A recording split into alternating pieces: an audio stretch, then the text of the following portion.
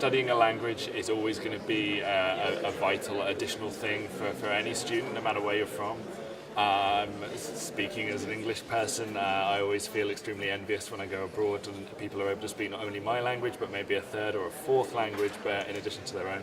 And it's a truly impressive skill, and I think it probably means your brain even is able to work in a different way as well. I think having a study environment where you're encouraged to learn extra languages and there's that support, I think is really beneficial. I think if you're a British student and you haven't had the chance to experience life in Russia and study in Russia, the joke often is cold weather, cold people, that kind of comment. Very dour, very serious. Obviously, the reality is clearly very far from that. Everyone I've met while I've been here at least has been very warm and welcoming, and I think it's definitely something which people may be becoming more aware of, in the sense of the students around the world, no matter where you're from, you kind of have a shared knowledge base and a shared kind of value system, which means even if you come from an entirely different country, by virtue of being a similar age and you will have similar interests, and there will be that kind of shared experience. I think one of the big focuses we're seeing a lot is obviously to do with artificial intelligence and the sort of new computing technologies that are coming in.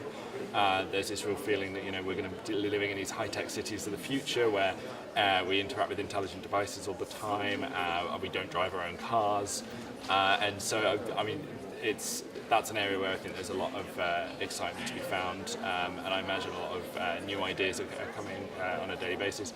Those kind of things, though, are happening in other areas. Biomedical, for example, is an area where doctors and researchers are achieving extraordinary things with how we can develop new technologies to both diagnose patients, but also to help heal them and cure them, and even preventative things that stop you from getting ill in the first place. I think, for me personally, I find those really exciting.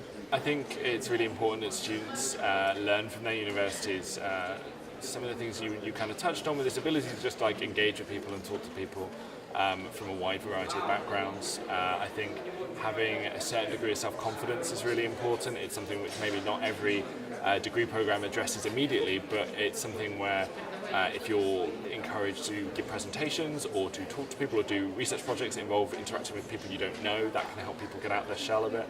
I think there's a danger sometimes of some courses being so academically focused that it encourages people to be introverted and just spend their whole time reading books. And I think it's quite good to have skills where you may be encouraged to lead a team, or to engage in maybe some group problem solving or something like that, where there's a teamwork element and you're having to collaborate and work on things together.